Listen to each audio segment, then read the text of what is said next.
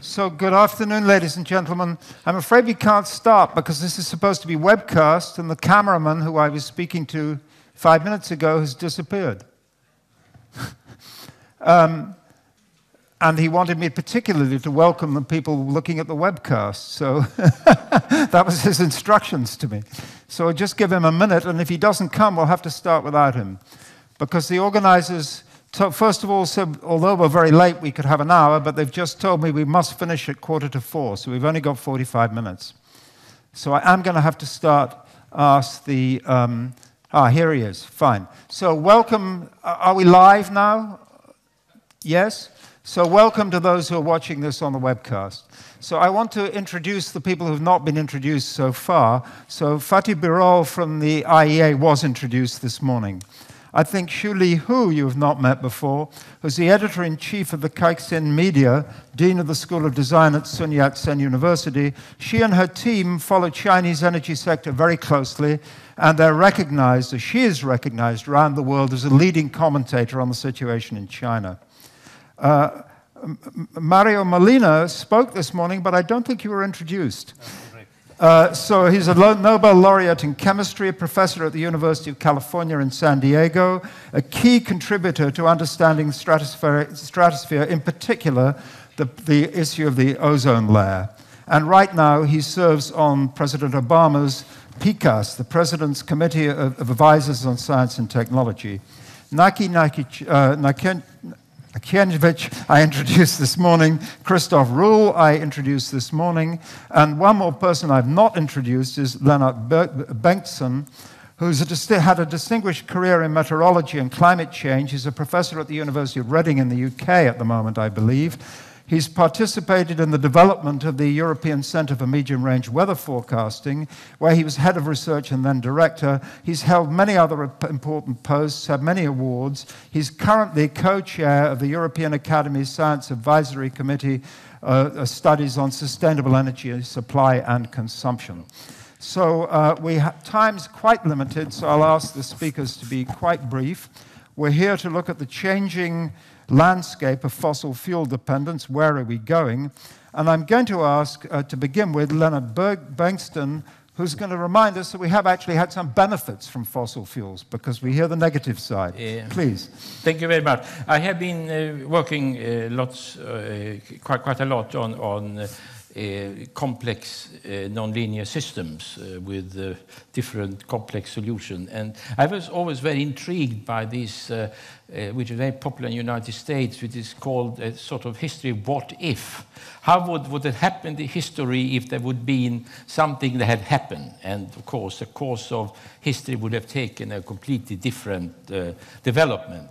I will not go into any details, but so I asked myself, assuming, for example, that after the instead of using carbon and later oil and gas at the Industrial Revolution, assuming that we have never been able to find out how to use it, what would then have happened? Well, I think that you don't need very much imagination that without fossil energy, our world would have looked completely different, because we probably wouldn't have been able to find any such a useful source of energy, which fossil energy is, because it exists in large amount. It's very compact. You can store something like 12 kilowatt hours in a kilo of oil or coal. And of course, that has been extremely beneficial. The fact that our societies have developed as they have, that we have these sophisticated cultures that we have a high population, etc., probably wouldn't have been possible at all without fossil. Now, having said that, it's not here to prize fossil energy. I think we should just recognize that it has been quite useful. But now we are entering a situation where we don't know exactly how much fossil energy is left, and furthermore, in over quite some time, we have been aware of the negative effect of it through the carbon dioxide and the carbon dioxide effect on the radiative balance of the atmosphere and effect on the climate. So I think that, having said that, I think we should be aware of that we shouldn't really take a negative attitude. And in the previous discussion we had just before I came here, we brought up the question of sequestration. And if we can find an efficient and economical and I would say, reliable way of storing carbon dioxide in the ground, that would, of course, give us a possibility to use carbon dioxide or fossil energy even for the future, because we need to have something like that. Without fossil energy and nuclear energy, I cannot see how we can get, unless we work on it for a very long time, robust system to provide the world with suitable amount of energy. Thank you very much. Christoph, you spoke this morning about the future of fossil fuels. You wish to add something now? I think, was everybody in the morning session? I hope so. It seems yes. But what do you want to add now on the changing pattern of fossil fuels? Lots to add. I'll be very brief this time. 2 points I think are worthwhile, because people, they think about alternatives to fossil fuels, and they start to realize that fossil fuels are going to be around for a long time in the future. And so that raises 2 questions. Number one is, everybody asks, what can be done in terms of innovation? And we need innovation. Some people say, we have it, we will get it. Others, maybe it's coming too slow. To foster non-fossil fuels, to support them. And that's the first point. I think there's a big page we can take out of the book of experience of fossil fuels, which has been unfolding most recently in the US with the so-called shale revolution, shale gas and now tight oil, to look at the conditions under which big innovations actually happen. And it turns out it's no different in energy from anywhere else. The prime condition seems to be a competitive environment. And that's what happened in the US. Look at the gas revolution, so-called. Very high prices, a lot of known resources. Shale gas as a resource was not an unknown. And then a lot of small and medium-sized companies moving into that space, trying to connect the two. And we shouldn't forget, lots of them lost their shirt in the process. Few of them succeeded and developed these technologies. And the big guys, the BPs and Essos and Shells and Exxons and you name them, came in only later to buy that technology and transfer it somewhere else. For an economist, it's economics 101 on innovation. Competitive pressures are breeding these kind of responses. That's the first problem, and the point here is that this points to a need to put renewables a bit out of the shelter of regulation and as much as can be done into a competitive environment. And the second point, I think, is not very hot in the debate currently over the last 2-3 years, but at the bottom of it, I think we all agree that one needs a price for carbon in order to facilitate that innovation. So the question I want to raise at the beginning is what kind of price for carbon? Because there has been not only a shift towards no longer discussing climate issues and prices, but also when it's discussed at all, increasingly a shift towards advocating carbon taxes rather than cap and trade. Absolutely. And I think that would be a mistake. I think it is very important to realize the globalization, again, take a book from the experience of fossil fuels, the enormous globalization in trade which occurs. A tax system would work to the same effect only if you had a multinational tax agency unifying it. That hasn't even happened in the worst of economic crises, much less likely for things like climate change.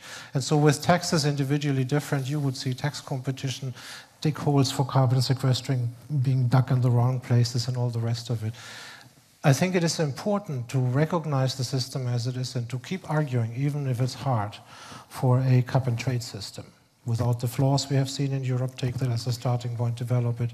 But don't fall into the trap of thinking a tax imposition and then the money be used for whatever finance ministers need it for would be as effective as a tax system, because individual tax systems are extremely hard to connect. Individual trading systems, we know it from financial markets, if anything, are even too good in connecting to each other. And that's what we need here. Those were the 2 discussion points. Thank you very much. I'd now like to ask Xu Li, because China is the biggest coal user in the world, and in fact 25% of the world's coal is used in generating electricity in China. Okay, I'm very humbled to join the panel with so many top experts and share with you a journalist's perspective. I'm sure you've read about heavy smoke in Chinese cities, And many of you know that the Chinese government determines to significantly change its energy mix, which will affect fuel supply around the whole world. How fast will it grow and on which type of energy? The answer will depend on how well it tackles some inherent problems. Now here I share with you 3 issues I found most important. First is China's economic structure needs a change from the focus on resource-intensive industries to an innovative-based service economy. The government needs to scale back its power and let market play its magic. Great promises have been made during the recently closed 3rd plenum. We look forward to see the real action. Second, the mispriced energy cost needs to be corrected. It has been artificially low during the past several decades, encouraging high energy consuming industries. After a decade of painful reform, oil and coal price within China is finally linked to the market now. However, we need to make the price of gas and electricity reflecting the real cost. On top of that, environmental cost needs to be computed in. Indeed, a reasonable price will hurt the industry sector and some residents, but it will entice more players into the field, boost the supply, increasing efficiency, and change consumption habits. Third, break the monopoly of state-owned companies. China needs advanced technologies to export its new resources, to increase efficiency, and to reduce emissions. But the big oil SOEs stand in the way. Innovation not just on technology, but on institution. Because the largest enemy of innovation is monopoly. Some market liberalization policies should be formulated and paced carefully in certain areas. However, we need to be very clear about the direction and speed up. Many Chinese are inspired by the US story and want China to move along the road of energy self-dependence. The world is watching changes in Chinese energy appetite. The 3 issues I mentioned hold the key to these questions. Among them, SOE is the hardest one. Only with real substantial reform SOEs, along with continuous progress of the other 2, can we see light at the end of the tunnel? Thank you very much. Mario, would you wish to, I'm sure you do wish to contribute to this discussion of the changing landscape of fossil fuels. Sure. I don't have prepared statements. Let me react to some of the things I've heard. And first of all, I certainly agree historically they have been very important, but like many other activities of human society, we have limited resources in the planet, and one of those resources is the capacity of the atmosphere to just function as a wastebasket. And so the problem is that we're getting there, but there's no doubt they have been terribly important. But again, I want perhaps to summarize or to emphasize what I understand the perspective is from the both science and economics point of view. And that is that fossil fuels will certainly continue to be useful, will continue to be there, but given their importance, it's very important for society not to postpone much more what's already very clear, that some limitation needs to be there that is not there already. Call it a price on carbon. The details, whether it's a cap and trade or a tax and so on, I agree, that's something it's another issue that could be optimized. And for example, in the US, there is talk about what would be politically more acceptable is some sort of price on emissions, but the resources being returned to the public rather than incorporated into the government. And so, but these are more political issues. But from the science perspective, it coupled again to the economy, it seems to me quite clear that we have to begin to push much harder for non-fossil fuel alternatives. It looks like carbon capture and sequestration which looked very promising not too long ago, it's a bit too expensive now. So that's not in the near future. Perhaps technologies will improve. So what are the options? The options are certainly efficiency is a big one. Talked about that morning, just to decrease the use. But the other one is certainly you have to reach something sensible. That's why the 2-degree temperature limit is sort of artificial. It's not what science tells us. It was a compromise between science and cost. Okay, it's something reasonable, because you want to stop at 1.5 degrees. That would be extremely costly. But the problem with using fossil fuels much longer is that CO2, part of it has a very long lifetime in the environment, more than a millennium. Okay. Some of it, okay, so half of it is immediately taken up. That's why it's urgent to begin to do something about it. And we can sort of subsidize some of the alternative energies. But I agree with many of the statements. At the moment, the percentage is relatively small, so it's not sort of likely that they will suddenly begin to contribute a large fraction. So from that perspective, one puzzle that I have is nuclear energy. I know there's another session on that, but here again, it's perhaps a matter of misinformation. The public is perhaps not sufficiently well informed of what are the relative advantages and disadvantages, because all fossil fuels have some dangers. Also, coal mining is quite dangerous and so on. So I'm just relying, for example, on an article in Public Affairs by Ernie Moniz, who is a very good friend of mine, was also in PICAS and now the Secretary of Energy in the US. And he tries to analyze, like the MIT group, which I was so many years at MIT, I based many of my conclusions on them. It's just an analysis of the pros and cons. And like many activities of society, you just have to be very careful. You have to do it properly. But if you do it, then, for example, nuclear energy should be a possibility. And even the price is something that is questionable. Depends on what interest rates you use.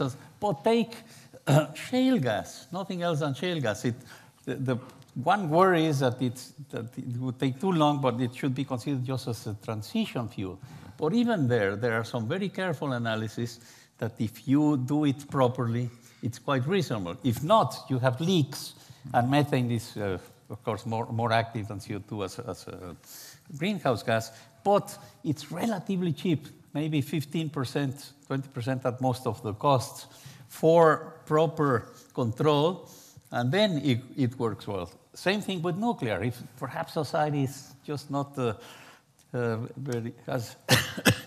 has not done it very well so far. But in principle, it can be controlled. It can be done very safely compared to other energies. But people are very worried about that. That's why nuclear magnetic resonance, which is something very important in chemistry, it's a Nobel Prize in that. When you apply it to society, you have to drop the word nuclear, and it just becomes magnetic resonance if you use it for health purposes. That's the same syndrome we're worried about with nuclear energy, but it could be very, very safe. So to me, that should be part of the solution, together with energy efficiency, together with very wise economic analysis, where it's, again, you put a big price on the risk of having major catastrophes as something really to be avoided. Thank you very much. It's exactly the same thing with fusion. No one talks about nuclear fusion, least of all about thermonuclear fusion. They just talk about fusion. Vocabulary matters. Fatih. Thank you. Since the subject is fossil fuels, I wanted to make 2 points. One, not every fossil fuel is similar to each other. Gas can bring, if replaced with coal, major reduction in CO2 emissions. However, the prices are very important. When you look at the United States today, as a result of the shale gas revolution, US emissions are now back to 1990s, and a major revolution for me happened in the US electricity generation. Share of coal in the US electricity generation was about 50% 5 years ago, and today it is 35%. Why? Because gas penetrated the market. Now here, and therefore the CO2 emissions went down. Why did it happen? Because Americans are much more environmentally conscious than the Europeans, I don't think so. I'm sorry to tell you. Because Americans lack the more innovation, shale gas is new. No. There is only one reason. Because gas was cheaper than coal. That's it. But now, after that, the gas prices went down to $2.5, and now it is creeping up. Today it is $4.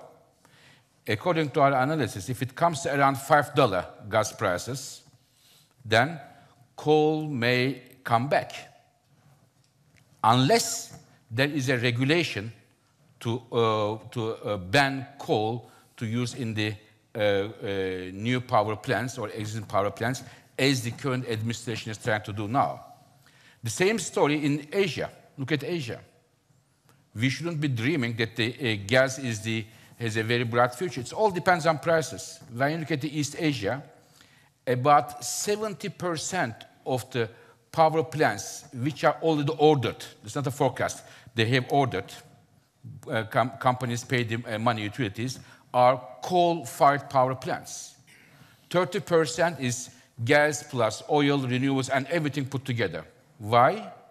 Because to produce 1 kilowatt hour of electricity in East Asia from gas is 2.2 times more expensive than from coal, and people would go for coal. We cannot blame them because it is cheaper. Therefore, the pricing is a very important issue. To sell gas or trying to sell gas because it is cleaner without backed up with regulation or anything or a carbon price, it will be impossible. So this is the difference between those two, and I believe there will be continuing competition between coal and gas when it comes to the power plants and everywhere in the world. Therefore, the carbon pricing or regulation is a must if we want to see gas to see the light of the day, as it is more expensive in most parts of the world. And even in the United States, we may see creeping up. This is one. Second, about oil. A few years ago, we were discussing in the oil circles, are we running out of oil? Now, this discussion turned to be that there is a big abundance of oil, so we don't need to worry about the oil at all. I didn't agree with the first one, and I don't agree with the second one. Why I don't think that despite the shale oil revolution, or the surge, better, there is still, we will see high prices and there is a need for production growth and investment is the following. In addition to demand growth, there is one issue that many of us don't unfortunately see, or sometimes we forget it. Namely, oil fields are like human beings. When they are young and strong, they produce a lot of oil. They come to a certain level of maturation, peak, and afterwards they start to produce less and less oil. So therefore, when we look at the fields, conventional oil fields worldwide, what we see today is that many of them are in a decline, and just, this is important, just in order to produce oil, as much as we produce today from the existing fields, we have to find 40 million barrels per day of new oil production, which means 4 new Saudi Arabias, just to compensate the fields which are declining. This is important. And we have 2 tasks. One, to meet the growth in oil demand. Second, to compensate the fields which are declining. Therefore, we cannot forget the issue of declining oil fields. As a result of these 2 things, I don't think that we are in an abundance of oil. Definitely, these new shale oil, unconventional oil resources are important, but the issue of decline in the oil fields is something we need to take into consideration, and we shouldn't forget this aspect as well. Thank you. Thank you very much, Fatih. Naki, the last word before we go to questions. Okay, thank you. I would also like to follow up the thread of the discussion and start with Leonard's points about the benefits of the fossils. I mean, we shouldn't forget we depend 80% on the fossil energy today. And at the beginning of the Industrial Revolution, it was the other way around. Fossils brought incredible benefits to the human society. The current economic output is on the order of $10,000 or almost 10,000 euros or almost $13,000 per capita. That has to do with the energy, that we had abandoned energy during the fossil era. Now, the real challenge is that close to 3 billion people do not have that benefit. I think it's the asymmetry. And for that, we will need the energy. So and in particular, energy services, in my view, the issue is then more how we'll be sustainably supplying future energy needs, rather than the question how much of that will be fossils, how much will be renewables, how much nuclear. We need a portfolio. And I would like to make that point a little bit more explicit. The current, no matter what one thinks about the availability of fossils, clearly in principle they're limited, even if they're huge, and some portions are really huge. But they're limited in the ultimate sense. I think they're kind of an endowment of the humanity because of the carbon that they contain if you oxidize the carbon. So just to give you a comparison, the atmosphere right now has about 800 billion tons of carbon, and that's already causing climate change. Conventional oil and gas reserves, which we know with relatively high degree of accuracy, despite all of the ambiguities, they're on the order of 500 billion tons of carbon. So that indicates that we cannot simply burn all of that without CCS, without carbon capture and storage. And then if you add coal, that might be on the order of 15 times as much carbon as in the atmosphere. Shale gas is also a few times that, according to many of the estimates. So the endowment is really what our society is willing, what we can afford and we want to tolerate in the future. And so the second, I think that will determine us leaving the fossil age. The second point I would like to make is that we have to think in terms of systems. For example, I mean, Fatih and others have amplified the good properties of gas. I cannot but agree more. Gas is an important bridge to the future. On the other hand, gas and wind combined really well. We have to think about the systems, not just gas on one side, renewable on the other, because gas can provide storage, virtual storage for wind. When there is no wind, you can put gas power plants on. That reduces the emissions even without CCS. Then, if one agrees with the assumption or the proposition that we will need a large portfolio of options, including fossils, including renewables that are sustainable and clean, then I think we cannot afford not to develop carbon capture and storage as part of that portfolio. And I think this is where I see a real problem. Going from 80% fossils down to 20% fossils, for example, will not happen overnight. That will take many decades. We don't have that much time to waste because of the climate change. And carbon capture and storage might be an opportunity. We don't know whether it is because we have not deployed it commercially. We only have power plants. And in technology, unfortunately, problems only emerge when you really upscale it, large scale. So that was my second point. But let me also make the third point. That I think it's important since we talked about China a bit. We shouldn't forget, I'll finish in a second. We shouldn't forget that China is producing many commodities with coal that we are consuming. So we are responsible also for some of the Chinese coal use and emissions. And I think it is nice to see in many OECD countries energy going down, emissions going down, but we are causing gray emissions and gray energy elsewhere. Again, there we need a systems view. Thank you very much, Naki. So I'm going to open the discussion floor now. 2 points first. The speakers, many of them mentioned renewables, efficiency, nuclear, but I'd like the questions to be on fossil fuels. There's been other sessions on those. Fair enough that you mentioned them. For the questions, let's try to stick to fossil fuels. We're also taking questions by Twitter, so when they come in, there's somebody going to wave to me. It's very hard for me to see the audience, but I see we have a question here. Can we have a microphone down here? And it'd be helpful if you say who your question is to, if it is to a specific person. My name is Kjell Areklet from Uppsala University, but also now from University of Texas in Austin, as I'm a guest professor there. And I have questions to you all, but I start with Fatih Birol. And we have heard about the Shell revolution, yes, also from Shell there. My name is Shell, yes.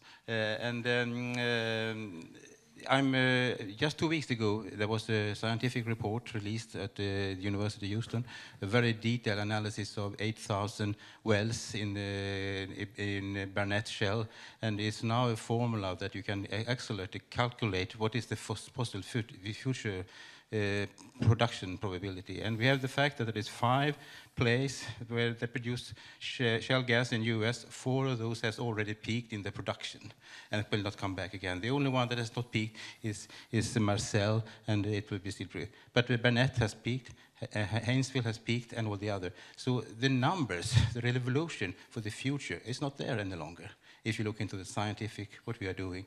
So it has to, the flow rate is something that has to be discussed much, much more than you do. You discussed reserves and resources, but reserves and resources must be turned into flow rate.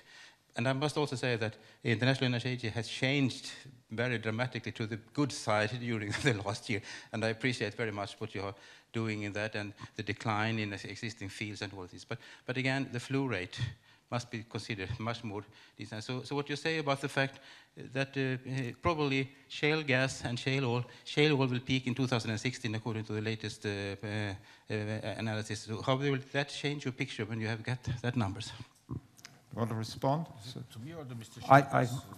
I think the question was that shale gas is going the flow rate's going down, and the idea there's a revolution becoming self-sufficient and things you said in your first talk may not be correct. Yeah. That's my I think summary. The shale gas and shale oil, they're a bit different, so therefore 1 minute each. For shale gas, yes, there are very steep decline rates, and if you do not inject money in the shale gas deposits, you may well see this decline rates continue. But this is something like a bicycle. You have to turn the pedal all the time. And what is happening is that the pedal is turned in the United States, and the shale gas production in the United States is increasing since 5 years in a continuous way. But what will not happen is that to keep the produced at shale gas $2.5 will not happen. According to our analysis, we need to see prices around $5, and this may well mean that unless in the United States there is a regulation to stop coal, we may see coal to come back with the increasing gas price context. This is one. Second, for the shale oil is a bit different. You need, according to our analysis, about $80 oil price to make the shale oil profitable, those incentives, those investments. $80, for us $80. And if that $80 is not there, we may not see this production to grow. And even in that case, the resource base is very limited. Shale oil resources are about 6 times smaller than the shale gas resources, and we expect around 2020s this will come to a plateau and then decline. Unlike the shale gas, we don't see a continuous increase in the shale oil prospects within the United States. Very quickly, and can you get the microphone back? You've had a long time already. The fact is that they need to drill thousands and thousands and thousands of wells, and each well takes a certain amount of area to use. There is not enough area to have all these wells drilled, and that's the fact. I think that's a factor where I come from in the UK. The US is pretty big, though. But I don't know if, Christoph, you want to add to this? And as for the question of the price at which shale gas is viable, it very much depends if it's got light liquids in it or not. That's a bit technical. Just a few points. Number one, there's a fundamental difference between these shale resources and conventional oil in the sense that they're so much more widespread. Conventional oil is sort of highly concentrated. Everything is about who controls that area or country. Shale is much more a matter for policy discussions, and you can see that in the US, where production is still concentrated in the continent, where there are huge known resources on both coasts, which haven't even approached yet because of environmental concerns. Number two, so far, these developments have constantly surprised everyone on the upside. Nobody was expecting that a few years ago, how high they really grew, and there's no signs of this abating right now. It's true that prices will adjust, of course they will, because right now a lot of gas is only produced as a byproduct of going for shale oil because of this huge price differential between oil and gas. Soon the US will become a natural gas exporter. That will bring up gas prices up, and the natural way things will fall into place is that will balance with oil. But thirdly, the US is now also reaping the benefits of the first mover. what we have seen is these new innovations taking place. And last year in North Dakota, a state which lives from tight oil, we have seen a 38% higher increase in output than in the rig count, meaning that more and more, less and less rigs are necessary to produce a given amount of oil as technology improves. They're reaping the efficiency gains which you always get as a new technology becomes applied and is refined. So I wouldn't be quite as pessimistic. And lastly, running out of space I don't think is an issue. One of the things few people are aware of is it is in the US a matter of state legislation how far apart these wells are supposed to be. Mostly take place horizontally, and by just shifting it closer, you can continue that process for years. So we all have this discussion, and I would be skeptical. I would not claim that this is going to disappear the next few years, just the opposite. Okay, so another question. We have one that was over here. We have anything on Twitter? No? Our Twitterati is silent. Okay, so please say who it's for, if it is for a specific person. No, I'm just asking in general. I'm Tejveer and I'm a student at KTH in Stockholm. I want to ask a question about abiogenic petroleum resources, because the research is going on, and it's in near future it might be posed as a possible fossil fuel. So what kind of impact it is going to make on environment if we discover abiogenic petroleum resources? Second. Sorry, I didn't understand. I don't think the panel did. What you said at the beginning. You said the impact of? Abiogenic petroleum resources. Oh, abiogenic. Okay. Abiogenic. Naki's going to answer this. He understood. To the scientist. To be honest, I can't answer that. This is a very controversial topic, how much of the hydrocarbons are biogenic in origin, how much they are abiogenic. I mean, I think at the end of the day, my view is probably both in different proportions, in different reservoirs, if I assume correctly that was your question. Yeah, I mean, because we had a class on this, and the professor was giving lecture on abiogenic petroleum resources, and I was just wondering, like, if fortunately or unfortunately, if we have those resources available, then what kind of impact it is going to make on climate change, and in absence of CCS technologies at the commercial scale. Let me try to deal with that. So the question is if there are sources of oil that don't come from organic material in the past, basically. And there are people who've claimed that all oil is like that, but it's discredited. And if that's true, there could be vast reserves in areas people haven't looked for oil. But in fact, there's lots of vast reserves of fossil fuels in methane hydrates. Okay. I mean, the world's awash with fossil fuels of different kinds. There's plenty to burn the planet if we want to do it. Yeah. This was a Russian theory which claimed... Other questions? There was somebody here. Yeah, we have a question. We have a question.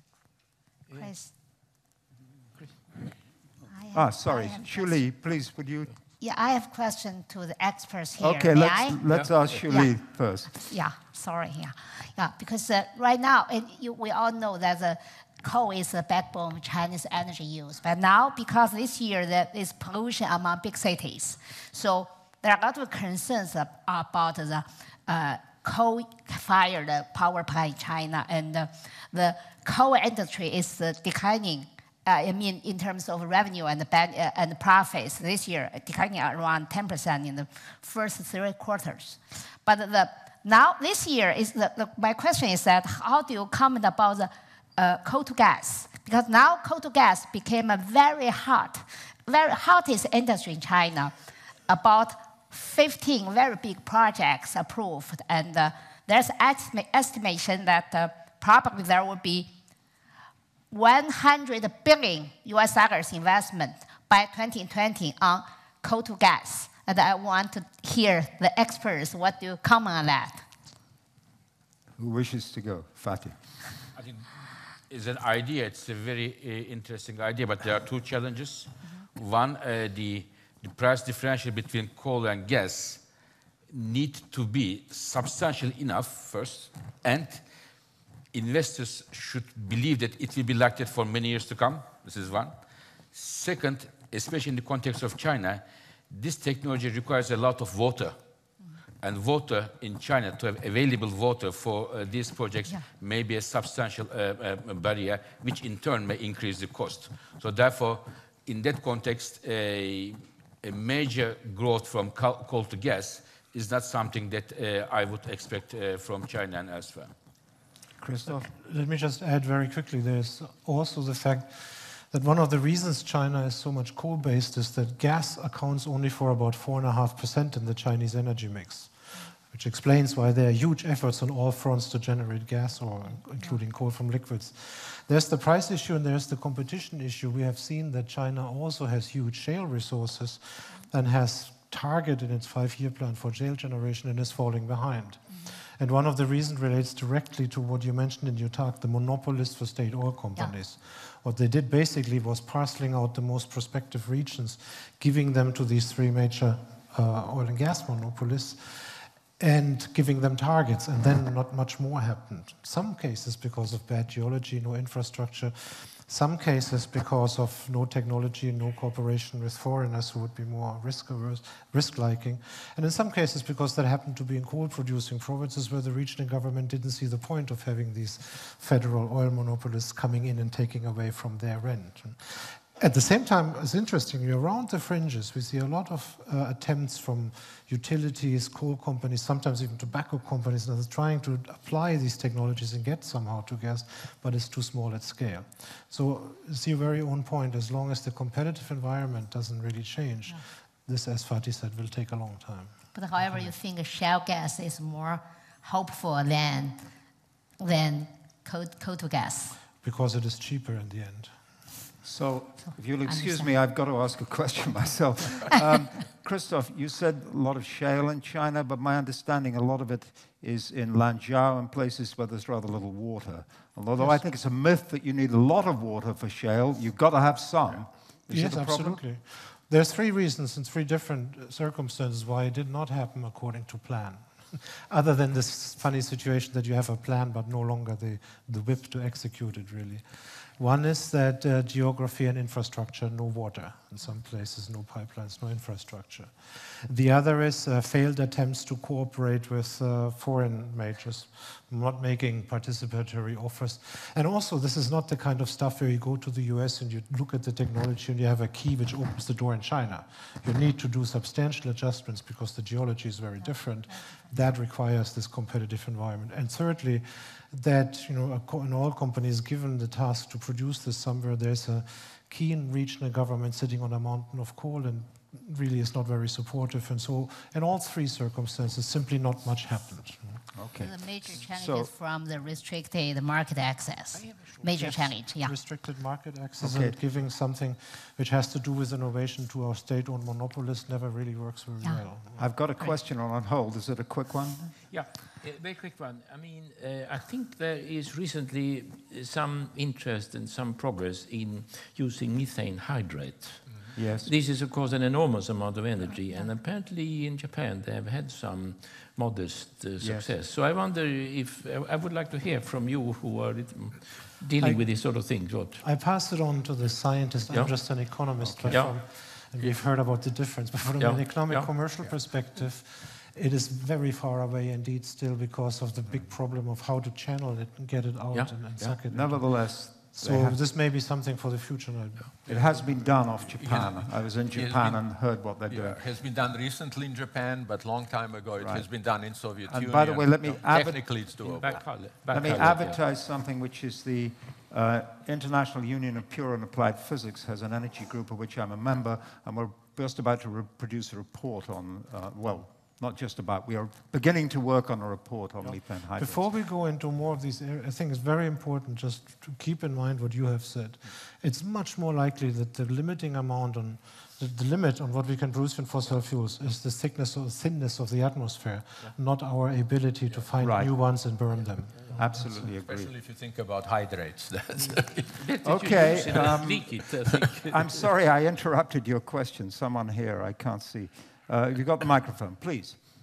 Right now we are dependent on byproducts of fossil fuels, like certain types of plastics which are used in industry. Once we run out of fossil fuels, how we are going to manage our where we are going to get these materials from?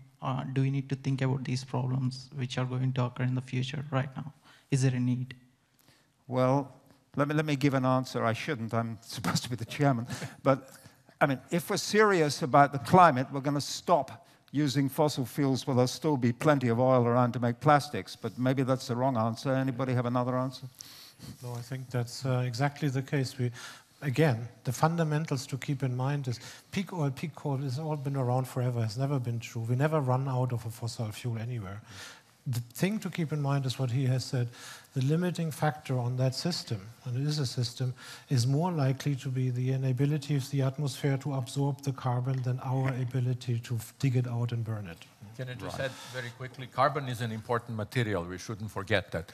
As long as it doesn't end up in the atmosphere, that's not an issue. I mean, we are building already cars out of the carbon, bridges, maybe one day we'll be aeroplanes, maybe one day we'll be building even roads from carbon. So carbon is a good material. So we're over time, but I think let's just take one more question. This lady here. I'm afraid it's going to have to be the last. Oh, we have a Twitter question. We better take a Twitter question and then you, last one from the floor. Can you read it out? I don't want to disappoint our remote viewers. We have a question from a person in the crowd called Marlene. And the question is, what impact do you see fossil fuel dependence have on energy security and national security today or in the future? Who wants to take that? I take a first very short step. I think it's often equated, less fossil fuels means more energy security. That's wrong. You should not, security lies in diversity. You've seen this in Japan. If they wouldn't have had the fossil fuel infrastructure to import coal, oil, and gas to back up power generation after Fukushima, if they only had the clean nuclear energy we were talking about, there would have been no fossil fuel energy. That sounds very harsh, but I wouldn't want to live in a country which only lives on wind energy because that is not very safe state of affairs. So it's the diversity which matters. Let me give my answer to that, which I think may be the same. The fact is, right now, there are plenty of willing sellers out there and sources of supply. So in some sense, it doesn't look at this issue. But if you're in Japan or India, by God, it looks like an issue. Just a quick point. Infrastructures are required for energy import and export. And infrastructures can be also often seen as dividends for peace because they also build confidence. They build good relationships. I mean, Soviet Union is a good example. I mean, you had lots of problems, but in energy somehow worked. So one should not underestimate that the fact of building infrastructures can increase security as well. And I think fossil fuels, I don't agree to put all the fossil fuels in one basket. They are different. Coal, oil, and gas. Coal resources are widely distributed throughout the world.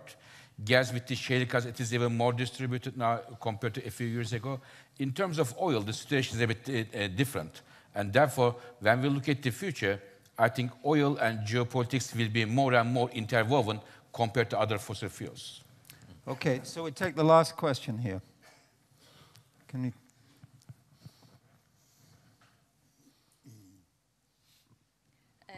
I would like to ask about the perspective of shale gas development in Europe, because we discussed it many times as for the United States, also the perspective for China, but what do you think about shale gas as an option for Europe? Thank you. Okay, Fatih. So in Europe, we have shale gas deposits in Poland, some in France, Germany, and Ukraine, but in none of them I would expect before 2020 significant growth of production. There are a couple of barriers in terms of geology, in terms of the data, geological data, and in some countries, public resistance.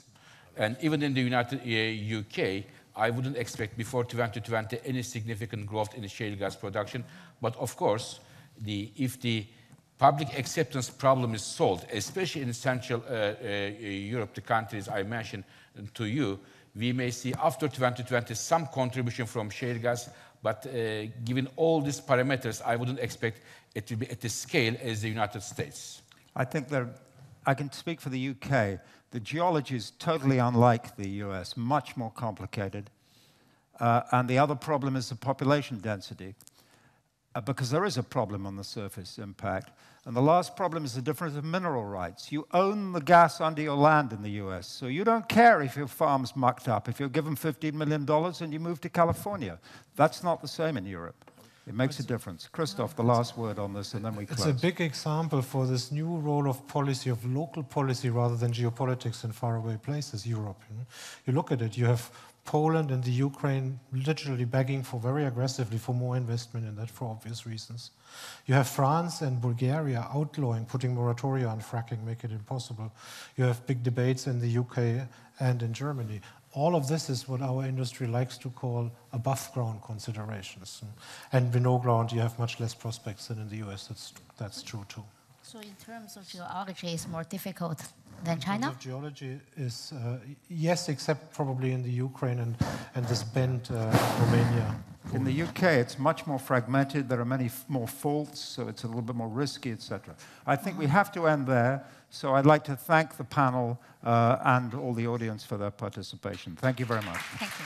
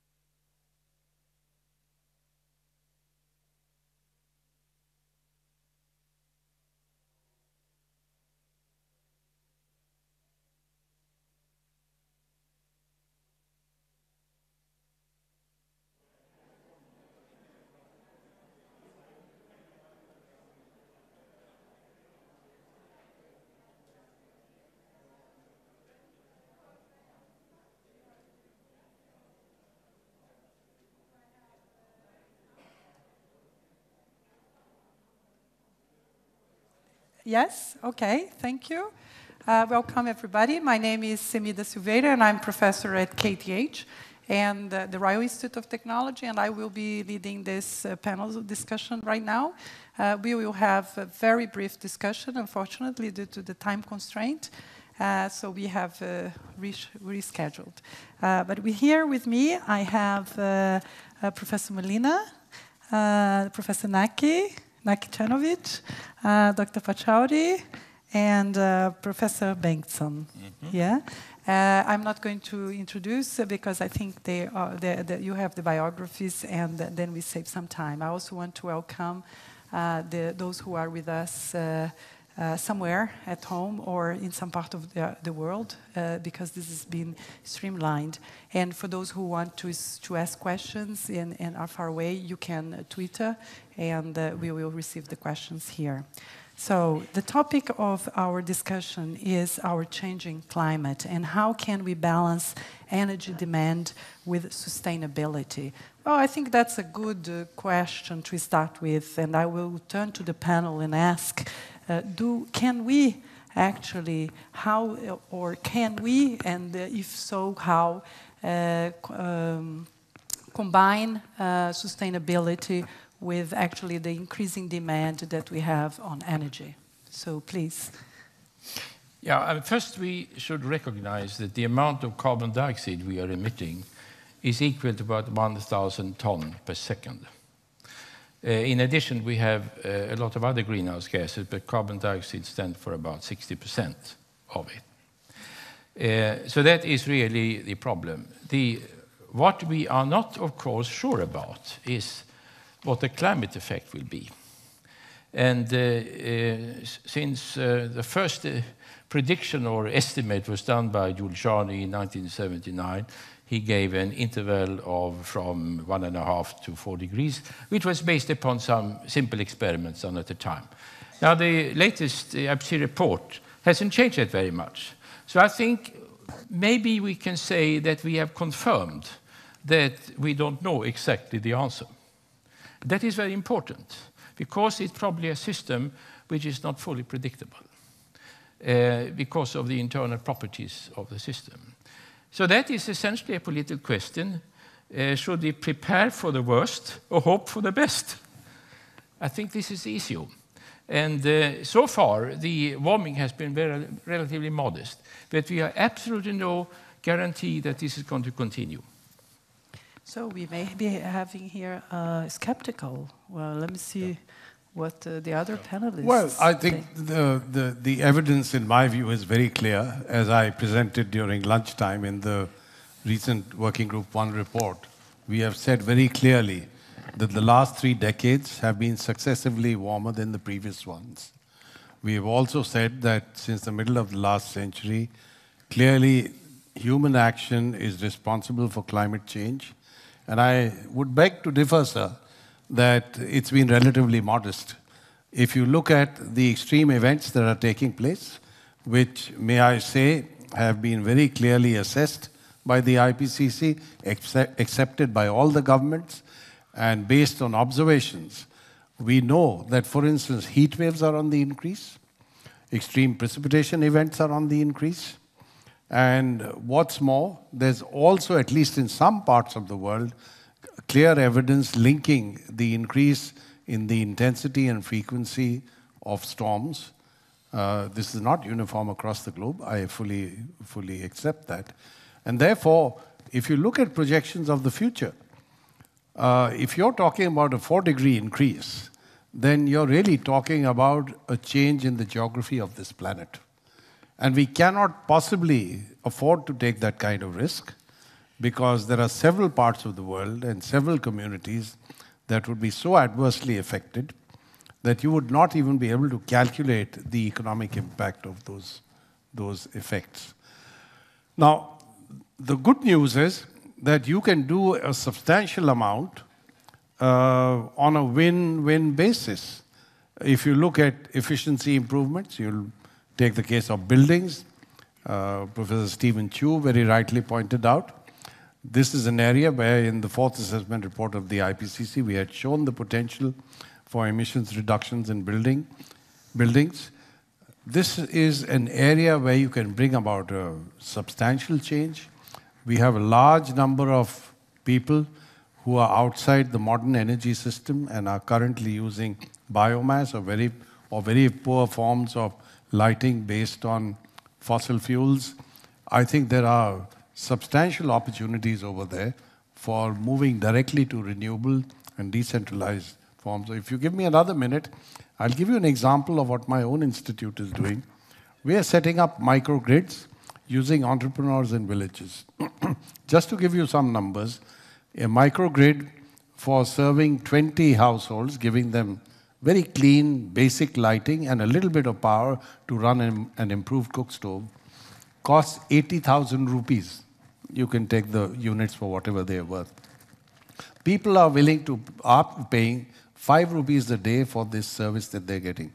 This amounts to 36,000 rupees a year for those 20 households, which means the payback from this investment is less than 2.5 years. So it's really a question of, bringing finance together, creating entrepreneurial capacity, providing the technological inputs that are necessary, and I think there are just substantial opportunities by which we can arrive at win-win solutions. But there are other speakers, so I don't want to hog their time. So in other words, you believe it's possible to combine the sustainability and actually a stringent Absolutely, scenario. absolutely. And I think you minimize the risks of the impacts of climate change. At the same time, you also bring about a substantial amount of co-benefits and improve the lives and livelihoods of people living in buildings in Stockholm, in this country, Sweden. I think you've done a substantial amount in improving energy efficiency in your buildings. I don't think it's cost a lot of money. And similarly, you can do that throughout the world. I'm just giving buildings as one example, but every sector of the economy has opportunities for improvements at literally negative cost. Nekčanovic, this is a bit different than what we have heard of some of the scenarios this morning about still, let's say, at least 75% fossil fuels, which then would mean no compatibility. So. Yeah, I would argue that's different from many of those conventional extrapolation of current trends into the future, but it's not different from scenarios that envisage major transformational change. So let me just try to follow up the argument that Pachi has started. I think sustainability is both about development and about climate. Climate is the major planetary challenge, no doubt for me, but development is also a major planetary challenge. And so we have to find ways to have the co-benefits of resolving both issues at the same time. I think that's definitely possible. The counterexample is we have on the order of 2.5 to 3 billion people who do not have access to modern energy, have to cook with solid fuels. We estimate that maybe up to 4 million people, mainly women and children, die prematurely from that. That's more than malaria. So it's not just a development issue. It's a health issue as well. Now, we will have probably another 2 billion people by the middle of the century. So if you add 3 and 2 on the order of 5, we cannot do that with business as usual. There is no doubt. We would double the emissions, double everything. For me, that's beyond the conceivable. That means that, in my view, we need to decarbonize. And the scenarios show if you want to go in the direction of 2 degrees, and we have a relatively good confidence in what needs to be done. Emissions need to decline by 1/3 to 2/3 by the middle of the century. For that, we need really radical innovations. Efficiency, I would say end use is important, but also on the supply. And let me just, I know we have little time, let me just, in conclusion, express a real concern. I have a very serious concern, and that is we've been working on this for 30, 40 years, how to achieve this transformation, certainly since the first energy crisis in '73, and we are really far behind.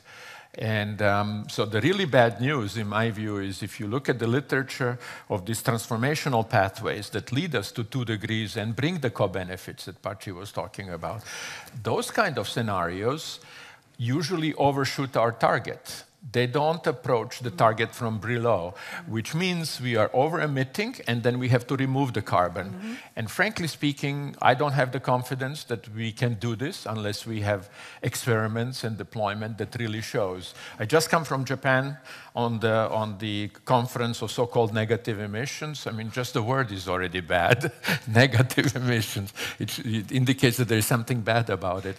But I think this is one of our challenges. We don't have much time to lose, but the opportunities are huge of having co-benefits for both climate and development. Just a second. I want to ask Professor Molina for comments on this compatibility between sustainability and climate change mitigation. Okay, sure. First of all, the bottom line is I think it is quite feasible to have sustainable development and satisfying the energy needs of society. But it is no doubt a huge challenge. I certainly agree. I won't repeat what we just heard. I agree with what we heard from Pachi and from Naki. But well, just to give a concrete example, just to make sure we understand what sustainable is, we have inherited from the past some unsustainable practices. The fisheries in the oceans, we know that there are huge problems, so that already happened. We're already working unsustainably, but we know how to solve that, and it's been solved, not everywhere, unfortunately, but in parts of the world. So the solution is at hand. Now, in terms of climate change, I think the very important point here I want to make, perhaps differing a little bit from our first speaker, is that one attitude would be to say, we don't know, because the climate system is complex and so on. And by the way, specifically, that's one worry I have. It's been used also with extreme events. If you look carefully, some scientists are very conservative, say, we just don't know, we shouldn't talk about that. I have a very different opinion. One thing is to say, I don't know, let's do nothing. And I gave an example earlier, but I'll repeat it. I go to my physician because I have a tumor. He looks at it and says, I don't know. Come back in 20 years, we'll see. No, we know a lot. Medicine is there, you can do things. We certainly know if you smoke, what's the probability. So we know a great deal. It's not true that we don't know. Be quiet, because we have evidence-based physics. We know the basic physics behind that. And we have measurements. We know what's happening. But, of course, things are uncertain. But what we know, this you have to couple then with economic studies, with social studies, is that the bulk of the problems with climate change will be negative. Not everything. Maybe there will be some parts of northern latitudes that will improve their agriculture. But as climate change has more impacts, it will be damaging everywhere. And we do have examples. So what I know is we certainly have enough evidence to make it a very clear risk. That we know for sure. And that's what should compel society to respond. We don't need certainty. We don't even need to have a most likely or very likely event, like the IPCC, of course, says we have 95% probability that these things are happening. We don't need 95% certainty for insurance. Otherwise, who the hell will insure their house against a fire unless they think there's a 95% probability that it will catch on fire? It's nonsense, okay? So there is a huge probability, very large probability in that context of how society functions, that we're in big trouble. And the big trouble is that the economy has externalities. It's just a huge market failure. These externalities have not been incorporated into the economy. That's why we had sessions here talking about what will fossil fuel energy do in 10, 20 years. Well, you need two very different scenarios. One, where the world will come together and they put a price one way or the other.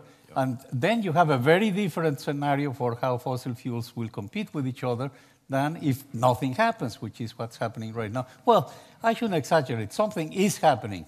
I mentioned California and Mexico and other places. They do have taxes, but it has to be global. And that I agree with Mackie. We're very far from doing that, so we need to act very responsibly and very soon. So we don't need full certainty to act. If I can just comment. What I was trying to say was certainly not to question the climate warming. This is what I said. I simply said that we have to realize that this is a problem where we only can provide a probability distribution. Now, we are a bit inconsistent in that respect, namely that we are agreeing that we have a probability distribution of the climate sensitivity, which incidentally doesn't agree exactly with the empirical climate sensitivity, incidentally. But when it comes to the identifying level of degree, we are talking about 2 degrees. This is inconsistent because we don't know exactly which amount of carbon dioxide or greenhouse gas forcing which will give us 2-degree warming. And therefore, I think that is, of course, a lack of inaccuracy which goes in both directions, of course. Right. I mean, but we still have this problem that we have emitted now the equivalent greenhouse gas forcing is about 3 watts per square meter, very close to that. And that is actually about almost 80% of a doubling of CO2, in the tropic equivalent CO2. And of course, we still have had a rather modest warming, fortunately, I would say. And I think we shall recognize that, and that shouldn't in any way remove the seriousness of the problem, because the sensitivity can very well change. Of course, we know that from model integration. Just very briefly, go ahead. Okay. Very briefly, it's one of the problems is to focus on just the temperature change. We worry much more about the impacts, the extreme events. Even if the temperature were to change very little, that's not the most relevant. Yeah, but let me say this. Yeah. If you look at the record, since the beginning of last century and up to 2010, sea level rise has been 19 centimeters. That's almost close to a foot. Now, we can say sitting over here in Gothenburg, it doesn't bother us. Look at millimeters per year, yeah. Look at the people who are living in the small island states. They don't have to wait to get submerged. Every time there's a storm surge, every time there's a serious weather event, it's that much more severe simply because the sea level is much higher.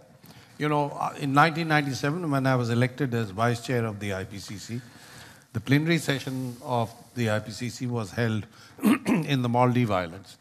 And the then President Gayoom, addressed us. He said, ladies and gentlemen, the place where you're meeting today, 6 years ago, was under 1.5 feet of water. So, you know, let's think about what we are doing to certain communities all over the world. And I think just looking at temperature increase is not enough. I mean, there's now a record that since 1993, sea level rise has accelerated. And where is this going to take us? We have projected that if we remain at the upper end of the RCP scenarios, then by the end of the century, we're going to get 98 centimeters of sea level rise. Now, we were talking about probabilities and taking investment and making investment decisions and so on. I'd like to ask every company that invests in a new project, they are happy to do it if there's a 60% chance of their getting success. Now here we're talking about something where there's a 95% probability that we're affecting the climate. Why aren't we willing to take action to control the situation? So, you know, my submission is that yes, temperature increase is certainly one indicator, but look at all the other impacts. I mean, take a simple thing like sea level rise. 19 centimeters, to my mind, is a very serious increase in this vast body of water that you have on this planet. Look at the melting of Arctic sea ice. Is there any dispute about that? It's observed. There is data by satellites and every other means. And we've projected that by the middle of this century, September Arctic sea ice is likely to vanish. So when you go to the Arctic region in September in 2050, possibly you'll see no ice on the ocean at all. And that has major implications, because that's going to change the salinity gradient, that's going to change currents. Quite apart from that, everything associated with marine life and biodiversity in that region is going to change. Okay, thank you. I wanted to raise another issue in this context, and that is that the problem is very asymmetric. I think this is the most unfortunate part about it. Even if you assume that climate sensitivity is symmetrically distributed, the problem itself is not. I'll just give you an example. Going back to the 2-degree stabilization in scenarios, we know, and that was just published in the working group 1 of IPCC that is consistent with the literature, we know that if you want to stabilize at 2 degrees, at the 50% likelihood, we cannot emit much more than another 300 billion tons of carbon, not that order. That's about half of what we have emitted since the beginning of the Industrial Revolution. Now, assume that the climate is not so sensitive and we can emit another 100. That's great, because we're already late. But if the climate is more sensitive, we'll be too late on the pathway, because technology takes time, investment takes time, and I think this is really, in some ways, a very nasty feature of the problem, that we have to make the decisions now without exactly knowing how sensitive the climate is. But if it turns out to be very sensitive, then our precautionary strategy would fail. Sure. But if we share that view, we have to do something about the carbon dioxide we have in the atmosphere now. Yes. And we have to really implement some very serious sequestration. Sure. And this is something where too little is being done at the moment. I agree. And I think that should be more resources. Yeah. Yeah. Yes. But that, I think, since we cannot avoid continued use of fossil energy, which I think all agree, it takes a very long time, sequestration will be absolutely essential. And I would say we start with natural means of sequestration. This planet needs much more green cover. And I think if we were to bring about afforestation in degraded lands, which is scientifically possible, it could make an enormous difference. It gives you a jump start. It gives you time by which you might be able to develop other means for sequestration. This is a big question, and but I'd like, before we break, to have a few questions from the audience. And here I have one, and I have a second one here, and a third one. They are from Twitter, and then we take 2 from Twitter. Yeah, please. Well, please take the microphone and introduce yourself. I'm Sanna Nusselder. I'm studying industrial ecology at Chalmers University here in Sweden, in Gothenburg. And I have a question. What do you think about BECCS, or bioenergy capture and storage, as a solution if we start too late with our changing technologies? Okay. Enormous potential.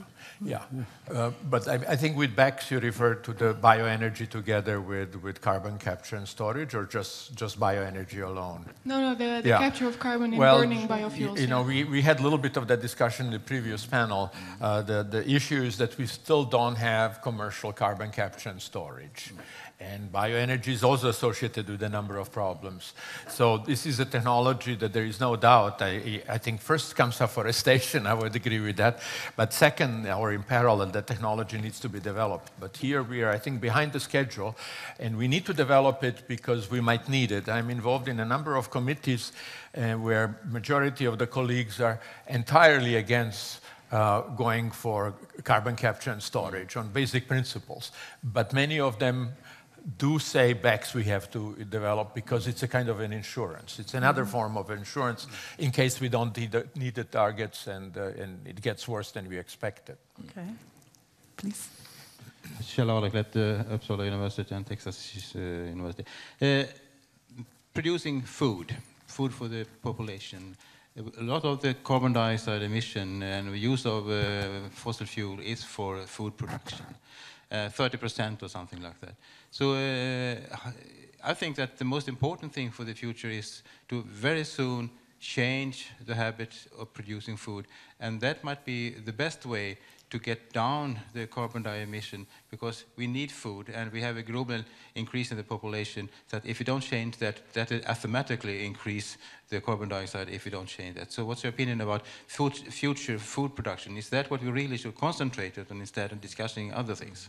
Well, we really need to concentrate on a large variety of things. The food cycle is certainly very important, not purely from the production point of view, also the consumption point of view.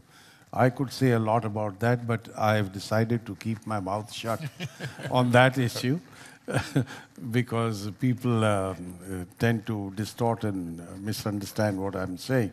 But the entire food cycle, may I say, has enormous opportunities for bringing about efficiency improvements and reduction in emissions, not merely on the production side, also on the consumption side. If I can just very briefly, if I understand your, sorry.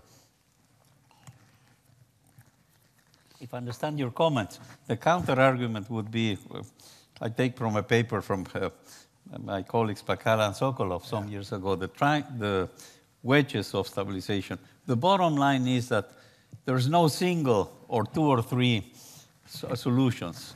You have to do very many things. It's such a big challenge, energy efficiency, alternative energies, even nuclear energy. And so, but certainly, food by itself is a very big concern. So we agree with you that that's something that can take a lot of improvement. Yeah.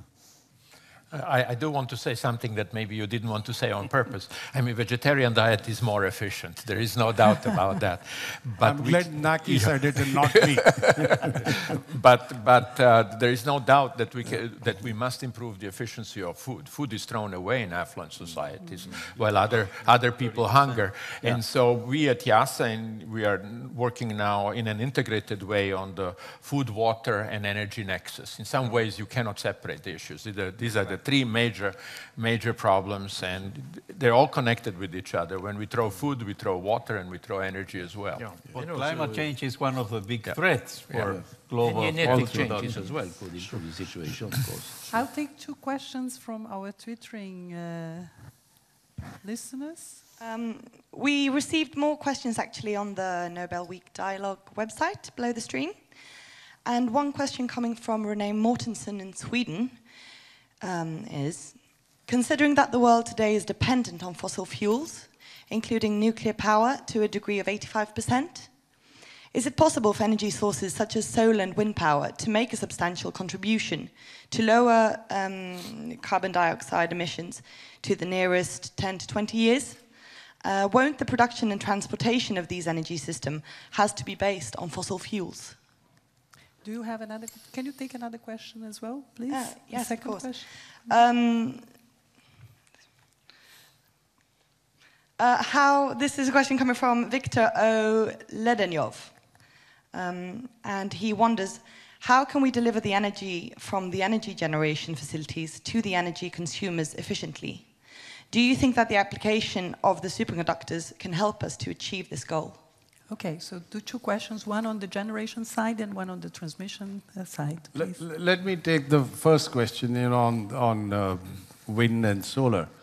We brought out a special report on renewable energy sources and climate change mitigation 2 years ago. And in that, we examined 164 different published scenarios of the role of renewable energy going up to the middle of the century and beyond.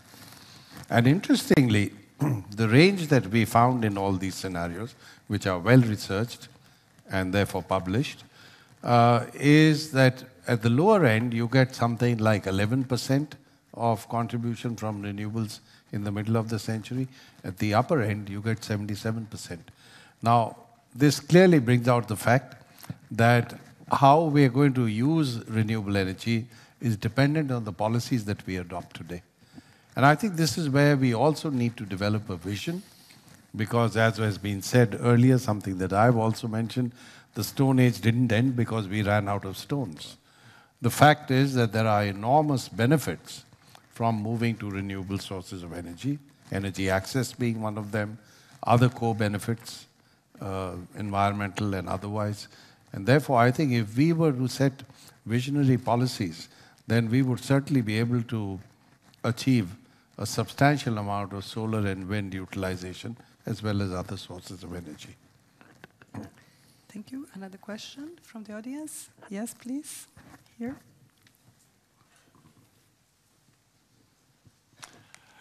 My name is Christian Borg from representing Chalmers University here in Gothenburg.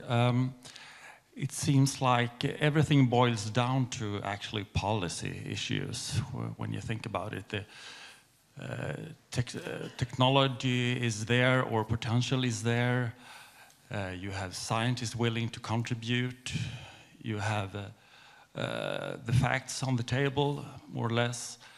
What do you think is, from your own personal view, is the most difficult hurdles on the political arena to come forward, to move forward?